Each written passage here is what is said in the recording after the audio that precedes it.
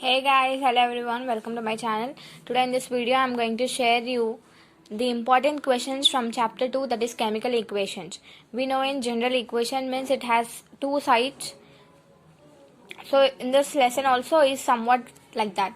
So one important first important question here it's so here activity 1, 2 and 3 are given on this page, and these activities are very important, especially from this chapter the activities are important. Here in activity 1 is all about what type of reaction we get when two chemicals are mixed together is what we find out from activity 1, and activity 2 is like what product is produced when two chemicals are mixed together, when two chemicals are reacted together, whether the product which comes out is in solid state or liquid state, or is it in gaseous state, or what it is that product which comes out is useful for us or not. Such things are found out based on activity 2.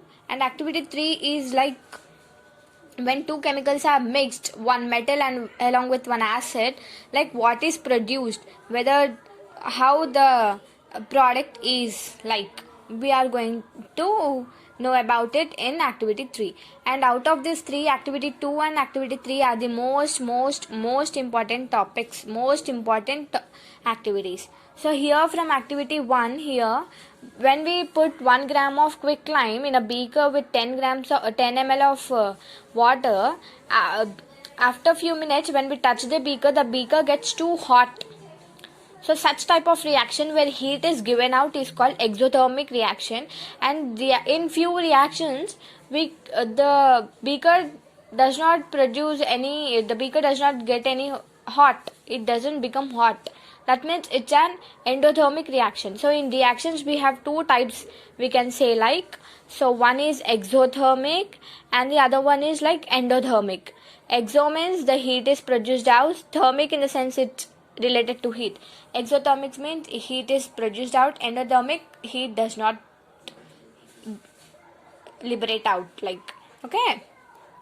And activity 2, in activity 2 when we take small quantity of sodium sulfate, the formula for sodium sulfate is Na2SO4, and mix it with about 100 ml of water in a beaker. When they are dissolved, the product, we get one product, right? In the same way, when we dissolve some small quantity of barium chloride with 100 ml of water in another beaker, we observe that both the beakers with sodium sulfate and barium chloride, they give out some different colors. As you can see here in figure 1, formation of barium sulfate precipitate. This precipitate is somewhat like thick in nature. It's not of completely solid or completely liquid. It's somewhat precipitate, which is not useful, not much necessary for us. It will be thick in nature. So like this, we are going to find what type of products are emitted when two different chemicals are reacted with water. And in activity 3, we are taking few zinc granules and 5 ml of dilute hydrochloric acid, and when we observe and that some gas will be produced, and when we keep a matchstick near that, what will happen? So we get one pop sound from here, this beaker. H2 gas is given out, H2 hydrogen gas. When we put the matchstick near this, it gives a pop sound. Like this, few activities, each activity has its own importance. Like, so based on the three above activities, we can conclude these 3 points. What are they? The original substances lose their characteristic property, hence they may be products with different physical states and colors. So all will not be same. So they will be different. Then chemical changes may be exothermic or endothermic, that is heat may be liberated or observed. Exothermic is a reaction where heat is liberated. Endothermic is a reaction where heat is observed. That means the beaker or the flask doesn't get heated up. And third one, they may form an insoluble substance known as precipitate. As we saw in activity 2, precipitate is a substance which is somewhat thick. It's not completely solid, not completely liquid. It's somewhat a substance which is insoluble. And gas may be involved, like we have seen in activity 3. So when chemicals are reacted, generally these 4 points take place. Now the next question. So these activities are important along with the conclusion points for 4 marks. And next, coming to chemical equation. What is a chemical equation? It's like a sentence where we will write it in shortcut using the formulas. Here it is given. The substances which undergo chemical change in the reaction are called reactants, and the new substances formed are called products. Here in activity 1, when we mixed calcium oxide with water, we got a new product that is called as calcium hydroxide. So this is an equation written in words. The same equation we can write using its chemical notations also. Calcium oxide CaO plus water H2O equal to CaOH2. The sign plus in between shows that these two are reactants, and the arrow mark, the word after the arrow mark is called as the product, which is given on the right side. Right. So how to write a chemical equation is our next topic. Here, chemical equations are generally written like this. CaO plus H2O equal to CaOH2. This is the equation for our first activity. That is, calcium oxide and water are brought together and a compound is formed which is called as the product of CaO and H2O. The compound is called as calcium hydroxide CaOH2. We are writing it in the form of an equation. Similarly, activity 2 and activity 3 also we have written in form of chemical equations. As we can see here, they are of equation 3 and equation 4.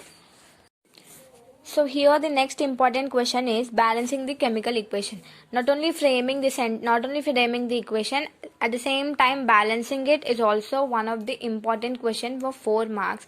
Whether it may be asked in the form of theory, or generally they will give an equation and ask us to balance it for 4 marks. So how to balance it? What are it?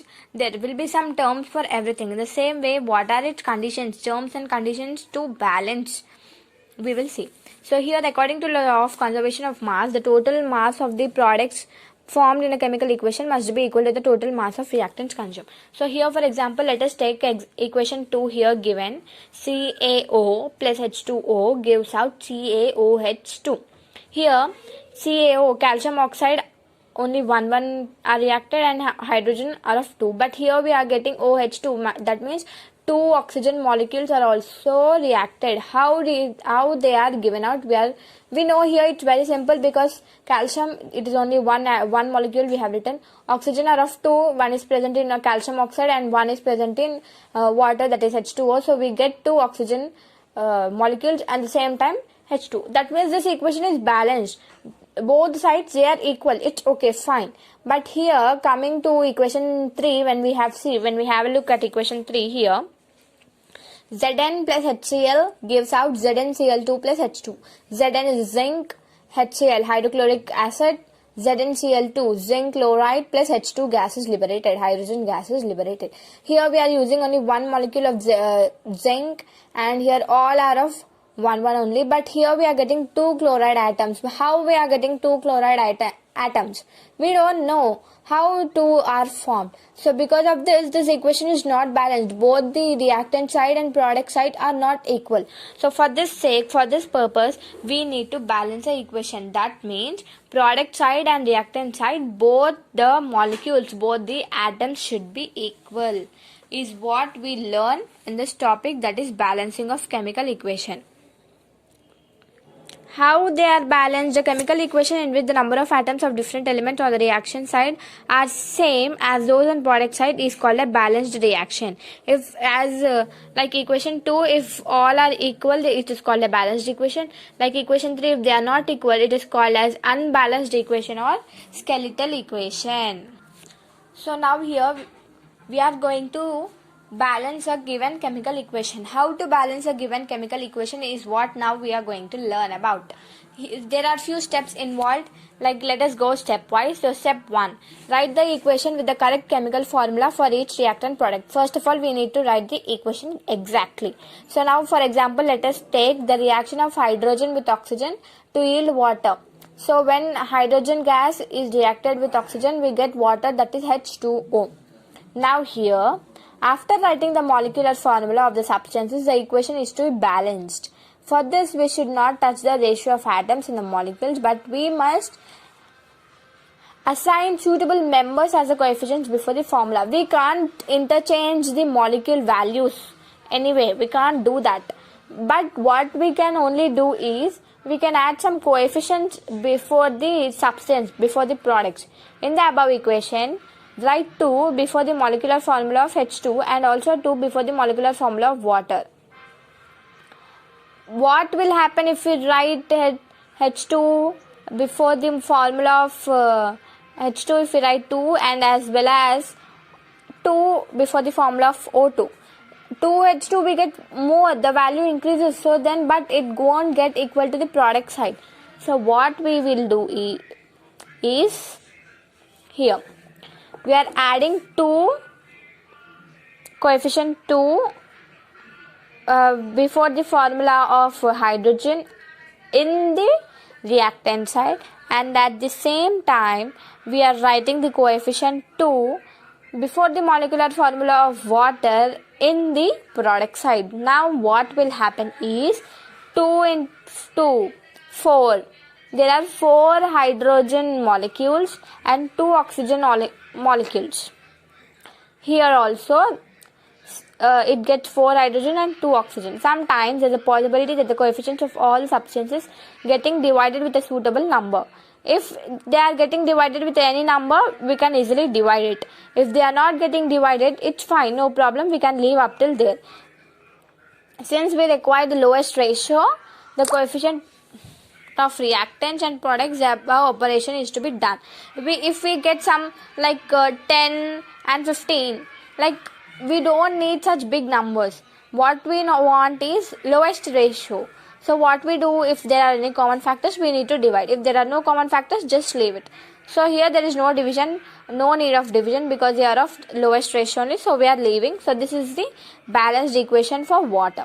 So first of all, what easiest way is what is to be done is, first we need to write the chemical equation correctly, and then we need to check on both the sides, and we can only add the coefficients. We can't deduct or add any molecules. We can only add the coefficients, whether we can add on any one side or we can add on both the sides. Here we have added on both the sides to make both the sides equal. So this is the way to balance a chemical equation. This procedure is very important for 4 marks question. It's a 4 marks question. It's not a short or very short, it's a long question. And here combustion of propane, example 1 is also equally important, like how to balance it.